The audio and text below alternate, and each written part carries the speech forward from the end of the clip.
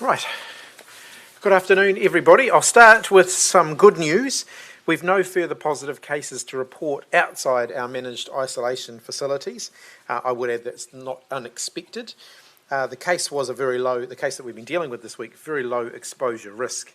Further tests have also come in that show that the second case has returned a negative result on their second test. So I'm going to ask the Director General to provide you an update on the case and on the usual daily update. Then I'm going to get into a bit more specifics around vaccines and particularly around the potential early access criteria for vaccines, and then we'll open up for questions. So I'll hand over to you, Director General. Thanks, Minister. Kia ora koutou katoa. So, as the Minister said, some encouraging test results in overnight on our case, which we'll call Case A, as we do with each new incident. So the whole genome sequencing has demonstrated a clear link between this case and their workplace. The results tell us that it is the B117 variant, which was the one first identified in the UK. And this case is a close match to the genome sequence from a returnee from overseas who was staying at the Grand Millennium between the 13th and 15th of March. The returnee's infection was detected at day 0 testing, and that person was then transferred as per the protocol to the Auckland quarantine facility. So this provides a high level of reassurance that our case A, their infection was picked up in the workplace rather than elsewhere in the community. In terms of the household contact, as the Minister said, the retest for that household contact who had the weak positive test result initially has returned a negative PCR test result, and the serology is also negative. This pattern of results could indicate that the first result was a false positive, or that it was an early and or fleeting mild infection that has now passed. So while we just wait until further investigation, which will mostly mean repeat serology testing, just to see if there's a change in any antibody levels, we will be continuing to keep that person as a case under investigation.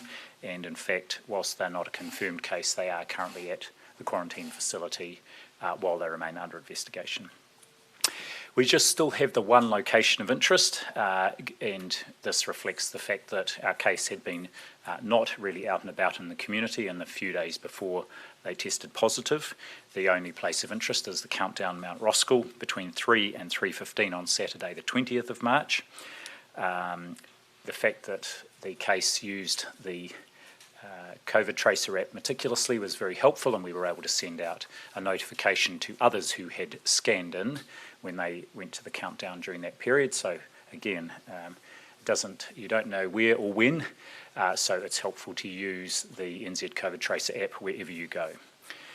So just a little background on exposure events. These are distinct times and places where COVID-19 is judged to have been possibly transmitted from person to person.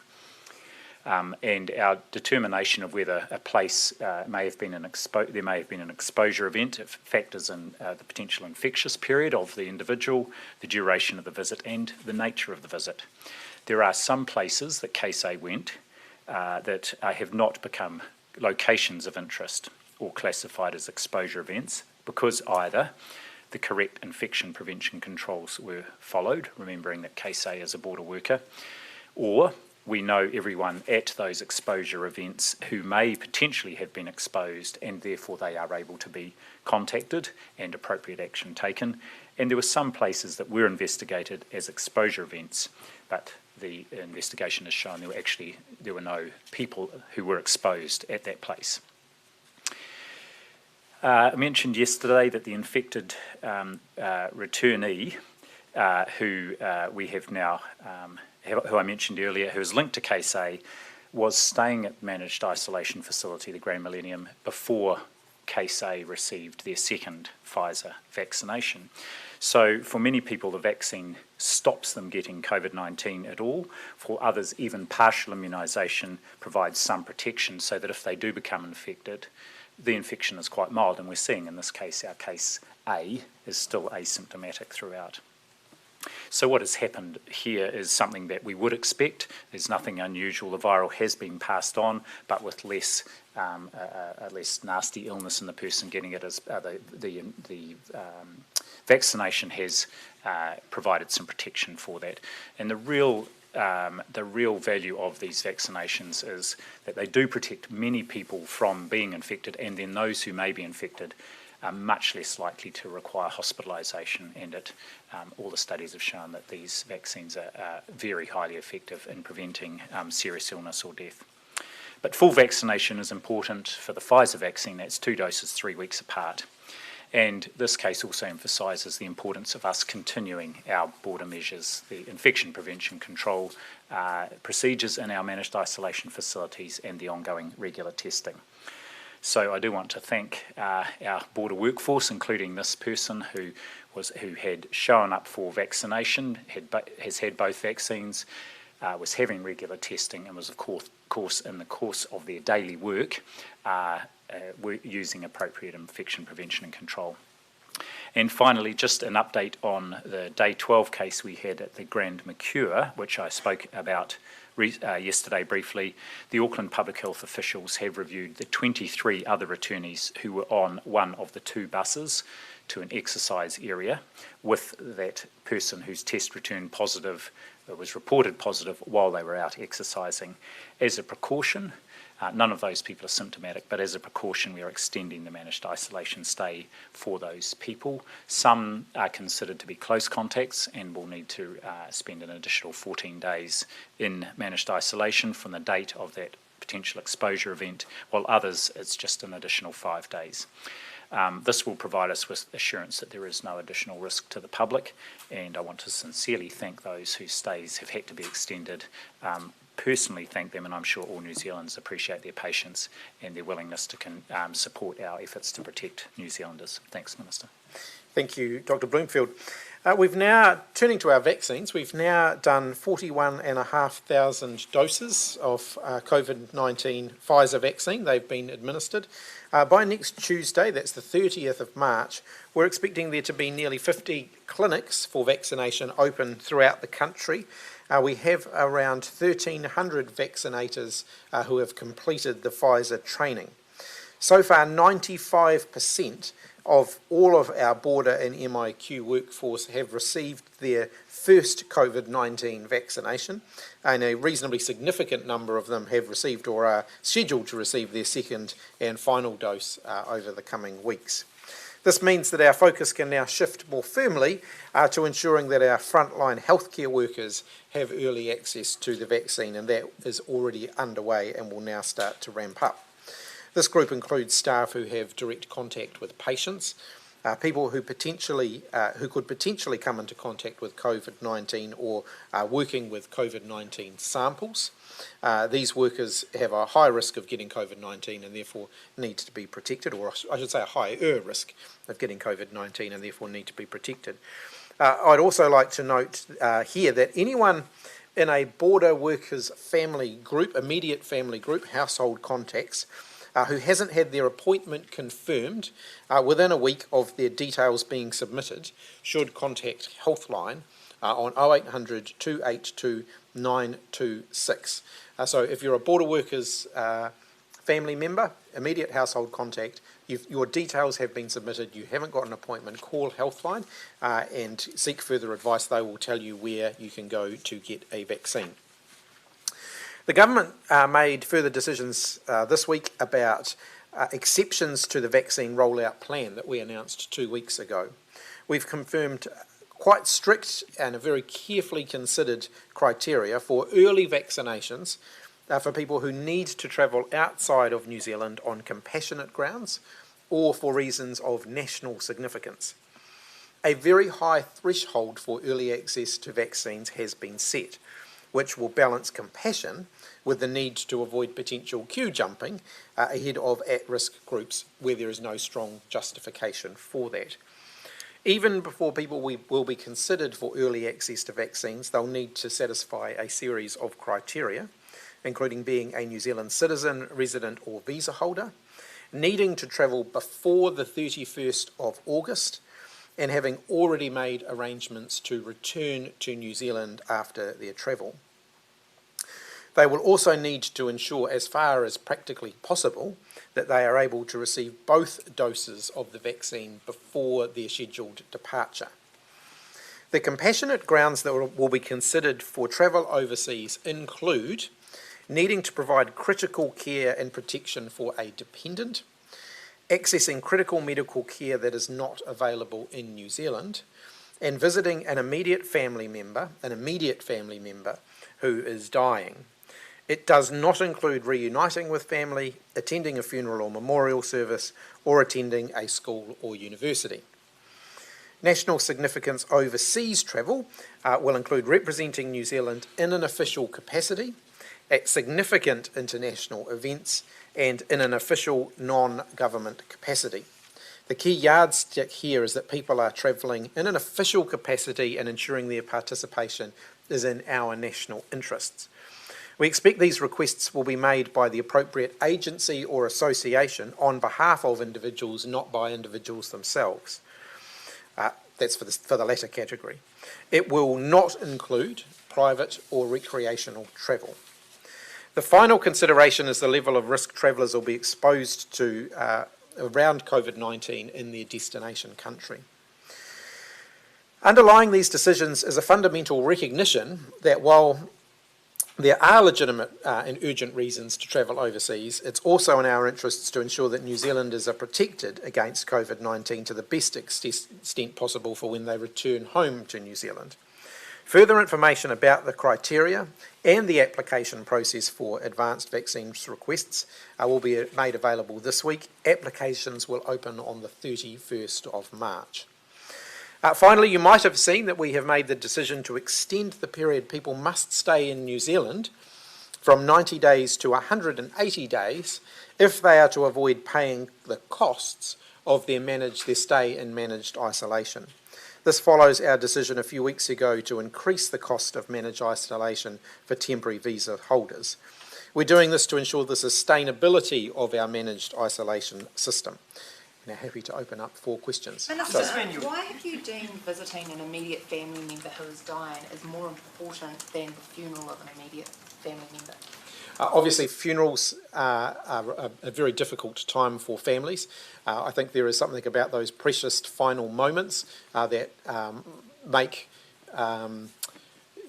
people's desire to see those family members before they pass away very, very understandable.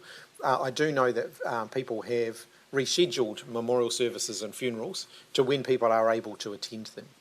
If someone has died suddenly, that is very traumatic for someone, and they wouldn't have had a choice to see them. Look, I do understand we have to draw the line somewhere, and ultimately this was where we drew the line. Since the vaccination sort of path, of course, takes a while, you get a first shot, then you have to wait a few weeks and get a second one. What happens if someone gets an exemption to go see a dying family member and they do pass away, before that person is fully vaccinated? Do they still get to, get the second dose of the vaccine and travel overseas? No, once you've started your course of vaccine, we want you to finish your course of vaccine. So, yes, you would still be able to get your second dose because, our processes are very much designed to ensure that people, once they've had their first vaccine, get their second vaccine 3 weeks later. Does this mean you'll vaccinate the black caps?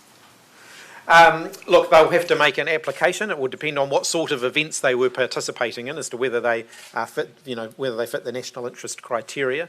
But certainly, our expectation is that the Olympians would be eligible under the national interest criteria, and a national sports team participating in a significant event would also meet those criteria. My understanding is that we're talking about a few hundred potential athletes and sports people who might fit the category. So it's not a large group, but certainly where that national interest or national significance criteria is met, then yes, they would be able to. I guess the key word there is significant, isn't it? Because the World Test Championship and the Olympics and Paralympics are obviously significant, but is canoe polo, is tramping, what does it matter whether you're in a big sport or a small sport? Yes, it has to meet that national significance criteria. So obviously those sports that everybody is hanging out to watch on television, for example, are more likely to hit the national significance criteria than a school sports team going to compete with someone else around the world. Is there a vaccination? Just on some back of the envelope calculations. So of the 3% you're expecting will be affected by the extension of the MIQ fees. So say for example yesterday 358 people arrived, 3% of that is 10, so that's an extra potentially 300 spots in MIQ a month. What are you going to do with those extra spots? Look, we do re-release vouchers at short notice, and so you'll note that we try and optimise our use of the MIQ capacity. So where people are cancelling out, we'll typically re-release those vouchers if there is time to do so. I want to point out that it's not an exact science here. That's not because, for example, if someone released their voucher, cancelled the fact that they were coming the day before they were due to arrive, we may not be able to re-release that voucher because by the time someone else picked it up and got here, they would be several days into that period of time, and therefore we can't just ask someone to leave after 10 or 12 days because their room needs to be occupied by someone else. So there's careful management goes on to ensure that anyone who gets a voucher, we can actually accommodate them for the full 14 days that they need to be here. But we do re-release. At the moment we're sort of sitting at around our desired occupancy level. That starts to tail off in the next few days. So you will see that further last minute vouchers will be released over coming days. So you won't be using them for, the healthcare workers' families who are stuck overseas and want to come back here to New Zealand? At the moment, those people can still apply for a voucher, the same as everybody else. One of the things that I have asked for work to be done on, and it has not been done, and I don't have any announcements to make on it other than that we are working on it, is whether, given we now know we're going to be doing this for a reasonable period of time longer, whether we need to also build in a wait list system for MIQ. That'll take some time to develop, but we are exploring whether that should be added, now that we know we're probably going to be doing this at least for the rest of the year. Say to Māori health providers and experts who look at this criteria for early vaccinations today and wonder why early vaccinations aren't being made available to Māori who have poorer health outcomes? Well, certainly if you are fitting within the poorer health outcomes, then you are getting earlier access to vaccines than others. That's exactly what the sequencing framework is designed to achieve. And when exactly is that rollout expected for those? Well, it depends on where they fit within the tiers, and so if you look at someone who is a higher risk and living in South Auckland, for example, they're going to get earlier access than someone in an area where the risk is that much lower. So we have very much made the decisions for the bulk. We're talking about a few hundred people here in terms of who are likely to meet the exemption criteria, not tens of thousands. The vast bulk of the vaccines are are allocated using the allocation framework that we set out 2 weeks ago. Those few hundred, though, will they be able to apply for those early vaccines as early as tomorrow? No, like I said, the application process opens on the 31st. Yes, that's right. So, but those Māori who are, say, in South Auckland, who do have poor health outcomes, will they be able to apply on the 31st? Will they be able to get their early vaccines from the 31st? Look, only the people that meet the criteria that I have just set out will be able to access vaccines under this criteria. In terms of the remainder, which is the vast bulk of New Zealanders, they'll be able to access the vaccines when they come up on the sequencing framework. Is the vaccination schedule, are we on schedule? In the graph that was released last week, we need to be roughly administering more than 10,000 a day. You said yesterday we're in the low 2,000s. Of course, you expect that to ramp up. But where are we right now? Are we actually still on schedule or are we behind? Yes, we're broadly on schedule. One of the things that the team have been doing in these early weeks, and I think I've gone through this a little bit before, is making sure that they're smoothing the administration of the vaccines over the first half of the year to ensure that we don't reach a point where towards the middle of the year we start to run out before we ramp up with the really big campaign in the middle of the year. So that's just involved some resequencing at the beginning to make sure that as we ramp up we can sustain it. What I don't want to see, for example, is that we get to doing 10,000 a day and then we find that we've only got enough vaccines left for a period of time to do 3,000 or 4,000 a day, because then we'd have to scale down again. So they're working on making sure that they're phasing the ramp up so that as we ramp up we keep ramping up rather than having to ramp up and then ramp down again. I just wanted to see if we are where we are meant to be, because the Ministry of Health won't release the numbers behind that graph. Are we supposed to be at about 10,000 a day now? Can I comment, Minister? So no, we weren't expecting to be at 10,000 a day. So far, I mean, two key indications that we have delivered about 93% of where we planned to be so far, but that is continuing to scale up this week. And I think a really important figure, and one I would like to emphasise, is around that 95% of our border workforce have accepted the vaccine, which is extremely high, and I think sets a great precedent for our further rollout. 93% of where we want to be, aren't we slightly behind the schedule? Slightly behind, but it's ramping up every day, and there are additional sites coming online every day right around the country. I just want to... Part of that because they are refusing the vaccine. No, not at all. You can see that 95% acceptance rate, I think, would probably exceed what it would be right up there what our ambitions would be. And it's increasing every day too. So 95% have had their first dose and already quite a proportion have had their second dose. I think it is fair to say, though, that in this early phase we've been able to refine some of our systems based on human behaviour. So what we found in the early weeks is that we saw a number of booked appointments people weren't arriving for, but then they were just walking in at a different time. So we've been able to make sure that we're well prepared for the human behaviour aspects that go with this as well, so that we're not turning anyone away from being vaccinated when they're eligible and so on. So it has been a good opportunity to make sure that all of that's refined and worked through, so that as we ramp up to a much bigger number, we know that all the systems we've got in place are sustainable. So I'm reasonably comfortable at this point. I think the fact that we've got, by next week, 50 clinics throughout the country will be open and operating. What we know is that when a new vaccination site opens, it takes a few days for them to ramp up to being able to do the maximum. They tend to start quite cautiously, understandably so, until they make sure that all their systems at that site are running smoothly, and then they start to produce the bigger volumes. The Cook Islands Prime Minister is visiting over the next week. Will you be meeting with him, and what talks will be happening while he's on the ground in terms of the bubble with the Cook Islands? Yes, so I am meeting, I believe, with him on Monday. I think the Prime Minister is meeting with him late this week. Of course, the travel bubble and vaccinations are likely to be two topics of conversation that both the Prime Minister and I have as well. There are areas where the Cook Islands and New Zealand have some mutual interests that we want to make sure we're all on the same page on. How keen are you to make the most of him being on the ground in terms of progressing those sort of talks? Oh, absolutely. It's a huge opportunity for us to have some really good discussions. Just on how the cleaner got infected yet? Did they clean the returner's room? That's being looked into now. We've now got a really clear lead. The result just came in at 8 o'clock last night. So the CCTV footage and the access card records are being gone through at the moment.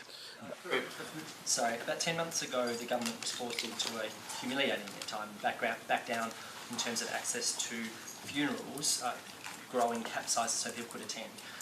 Surely, with these criteria, you're going to be having to doing something again in the next fortnight when the outcry comes that people can't attend funerals with the vaccine. Look, I do understand that when a relative who is overseas passes away, that's an incredibly difficult time for family members. I have someone myself who I know very well, who had to attend his elderly mother's funeral via Zoom. That's been happening for a year now for families, and I do want to acknowledge, outside of the debate around vaccines, that this is a really difficult time for families who find themselves in grieving. And we can do some things to try and make sure that they can spend time with loved ones before they pass away. But if we were to extend that out further to funerals and so on, it's potentially a significantly larger group. Bloomfield, while I have the floor, now that you've confirmed the categories for compassionate grounds and national significance, why is it that you've chosen to recommend that sports groups like the Black Caps get priority access to vaccine? I didn't recommend the Black Caps specifically. We provided advice to the government. As the Minister pointed out, there were two sets of criteria, two groups that Cabinet had already indicated when they made the decision on the sequencing framework 2 weeks ago. One was around compassionate exemptions and one was around national interest exemptions, and we put through advice, and I think as the Minister's outlined, the criteria are very tight. And I think in part that is to make sure there are balances right between being able to offer protection where there are specific circumstances, but also make sure our focus remains on vaccinating our populations here. That's where we want to put our effort. On that sit well particular with you? question, Dr. Joe, Schofield. yeah. So, in terms of the criteria, who did which bit? Like, did Cabinet decide the compassionate bit and the sporting bit, and then you provided advice on the specifics that we're now seeing today? Can you just explain? The cabinet, the cabinet made these decisions. So these were cabinet decisions. Then, Dr. Bloomfield, what did you say was appropriate? So the Ministry of Health worked with other agencies to come up with the criteria about who, with a range of options actually for Cabinet, and our recommended option around the criteria, which was to keep these groups as quite tight, but ultimately the decision was Cabinet's, and that's the one the Ministers communicated today. Luke. Who did you consult with then?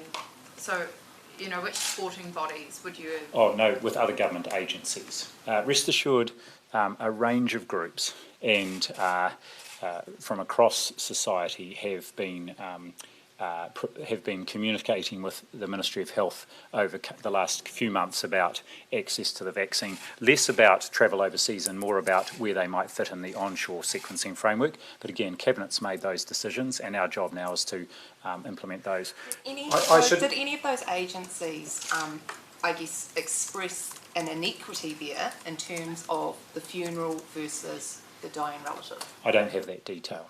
So I should note here that Cabinet has also indicated that where decisions are being made around what's nationally significant, that Sport New Zealand should be consulted with regard to decisions around sports, and where there's culturally significant events, should that come into being, the Ministry of Culture and Heritage should be consulted on those as well. Is that prior question about Sorry, whether anyone raised the inequity in terms of the funeral versus someone Equity dying? was absolutely a factor that Cabinet considered. We do note that whenever you create a framework like this that gives some people the ability to access the vaccine early, that there will be equity questions about that. That was certainly something that was well canvassed in the Cabinet discussions. Luke, we'll come to you. Things. Firstly, for example, if the black caps apply and were to get approved, and everyone got both of their vaccines, just confirm they would still need to quarantine when they came back to New Zealand? Yes, we've made no decisions to remove quarantine for vaccinated people at this point. Yep, and secondly, Dr. Bloomfield, you were talking before that you're running at about 93% of where you want to be at the moment, but that it's scaling up all the time. Do you have a sense of the time frame over which you might sort of catch up to 100% based on how you're going at the moment? 2 weeks' time, things have ratcheted up and up. So the 93% was against what we had modelled, and we model out into the weeks ahead. But we're actually constantly adjusting that because we get plans from the District Health Board, and sometimes the aspiration actually goes up because the DHB plans say actually we're opening more sites in the coming weeks than we had initially anticipated, or those sites will be able to do more. So just for this week, we're at 93% of where, at this point in time, today, that may well have changed by later in the week, but my recollection is 93% is an A+ anyway. Was that, so are you really saying that 100% was more a model rather than a target? Correct. It would be 100% of what had been modelled out for this week. But again, as each day goes by, and as the Minister's pointed out, by next Tuesday there will be 50 sites around the country and increasing beyond that. 23 people who've Up the back. So applications open in a week, but so when do you expect the first vaccinations for urgent travel to happen? Has any happened early? No, none have happened yet.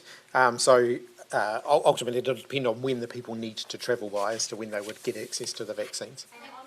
On vaccinations, has there been any discussions on changing MIQ rules for people who are vaccinated coming back into New Zealand? Because in other countries they're starting to halve the MIQ time. What's happening for us? So at this point, no, we don't have any plans to do that. That is one of the things that we'll keep under constant review.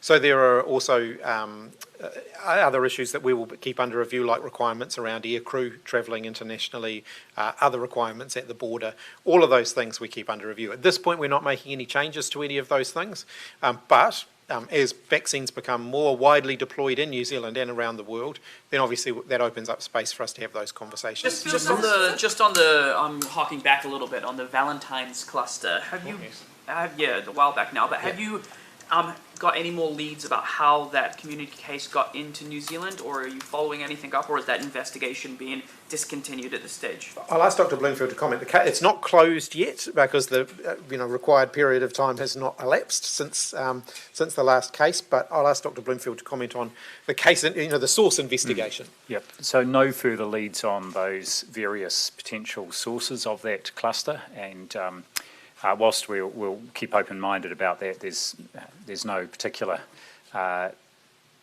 possibility that we've landed on. We've really, I guess, drawn a blank on that, and that's not the first time. Of course, in this latest case, we've been able to very quickly, within 24 hours, and again, showing the value of that rapid whole genome sequencing, the team at ESR giving us a very direct link to a specific returnee, and that has huge implications in for what we need to do in terms of our processes from here. Dr. Bloomfield, you said some of those 23 returnees on that bus have now been classified as close contacts and have to stay in MIQ for 14 days longer. Correct. Why is that, when we were talking yesterday, that on the bus they were appropriately physically distanced?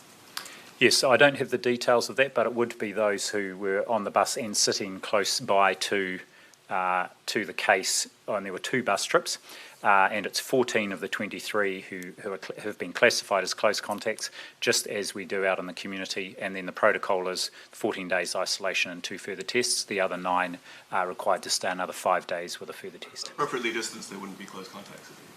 Yes, so it would be the judgment of the Auckland Regional Public Health team who would have gone through. I mean, they're the ones who make the judgment on classifying people as close contacts or casual. That would have all been avoidable if the person had simply been transported back separately? Yes, of course, and that's why we learn from all these events. We review and we learn and we adjust. And again, just to go back to my comments, it's more than inconvenient for these people, and I just want to thank them for their patience, because it's about protecting New Zealanders and preventing any possibility. There's no evidence to suggest they have been infected. Of course, proper infection prevention control, distancing protocols were followed. This is just being extra cautious. On those protocols, there's been a suggestion for a stand-down period for when a room is vacated. There's currently no stand-down period, and we're obviously looking into the cleaner and how they got infected. Should there be a stand-down period for, particularly when a room is vacated by someone who has tested positive and has moved to quarantine? So, look, we've looked at this very closely. There is a fogging machine that goes into a room after a positive case leaves there that thoroughly disinfects the room before anything else happens in there, before it's cleaned and so on. So that helps to minimise the risk there. The room is then very carefully and thoroughly cleaned in the event that there's been someone in there with a positive case. The cleaners who do that wear the appropriate PPE and so on. There's very, very good standard operating procedures around that to remove that residual risk. So one of the things, for example, that we've been looking at very closely is that the potential for particles, COVID-19 particles, to remain in the air after somebody has left. That's what that machine is designed to deal with, so that there would be much lower risk of that happening in the event that COVID positive cases left the room and a cleaner goes into it. So there is a pretty thorough process here to keep those people safe. Where there is a COVID-19 positive person who has left the room. I want to point out here that for some of our isolation facilities, they'll go weeks on end without having a positive case in them. And so the risk there is obviously negligible. Others, and if you look at the numbers around the Grand Millennium, big facility, we do from time to time see that there's a flurry of positive cases, and we've got good infection prevention and control measures to stop that being spread. Does it sit well with you, Dr. Bloomfield, that Māori... Well, a stand-down period wouldn't add anything extra, because those rooms are very, very thoroughly sanitised, with fogging and then with very thorough cleaning before anyone else goes into them. Yeah. Does it sit well with you, Dr. Bloomfield, that the Black Caps will get early vaccinations ahead of the likes of Māori and Pacifica, who face great risk when it comes to COVID-19? So I think 2 things here. First of all, as the Minister pointed out, the numbers will be small, and so we will be adamant that vaccinating anyone who is being vaccinated because they've met the compassionate grounds or national interest grounds will not be preventing others from accessing the vaccine. It will not be thousands of people that are meaning others are deferred. Secondly, I think if you look at the sequencing framework, and we gave advice on this and Cabinet's made its decisions, we have seen a big group in that tier 2 and 3 that are those people with pre-existing conditions and our older people who are brought forward into that and will be starting to receive the vaccine from next month. The other important thing here is that the approach is been very clearly communicated to all providers that if someone is in one of those categories and comes in to be vaccinated and they have family or whānau members with them, and the opportunity is there to vaccinate family and whānau, then that will happen. So they're not bright lines between each of these groups. There is flexibility there to make sure that our high priority groups, the groups that would do worse if there was an infection in those whānau or in those communities, they are able to be vaccinated when the opportunity arises. So, and we have great confidence in our providers, and that's something that's already happening now. All right, last couple of questions. Do you still think it was appropriate that those people, for this bus case, that those people were put on the bus with someone who was COVID-19 positive and who officials knew was COVID-19 positive? Look, that's the standard operating procedures around that are being reviewed, and I'll get a report from MB, the people who run those services, in due course. I would point out though that the exposure could have happened before the test notification was received. So,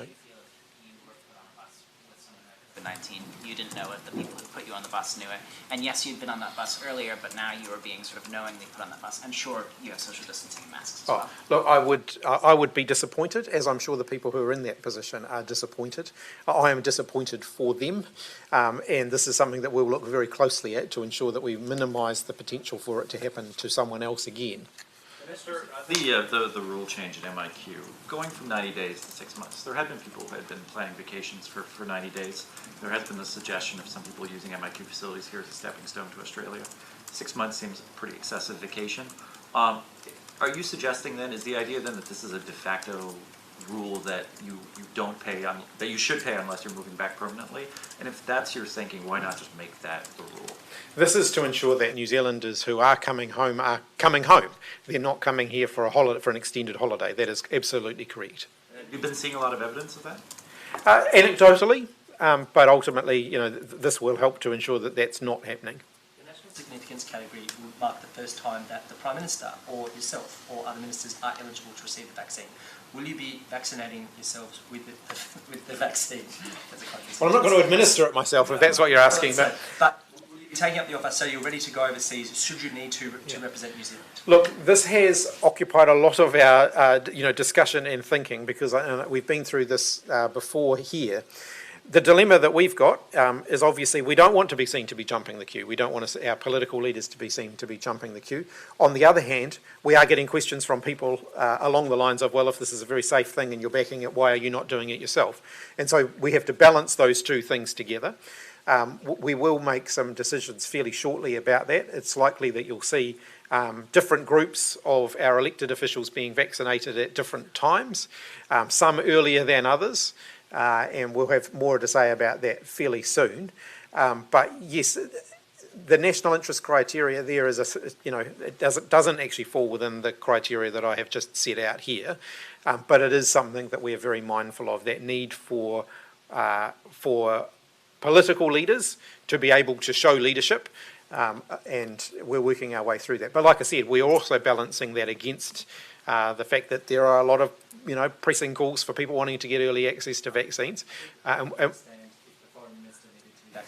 Yeah, but also, we don't want to be seen to be, getting too far ahead of it. So we're working through that. We're still talking about that. We'll have more to say on that. Dr. Bloomfield, are you trained to give the vaccine?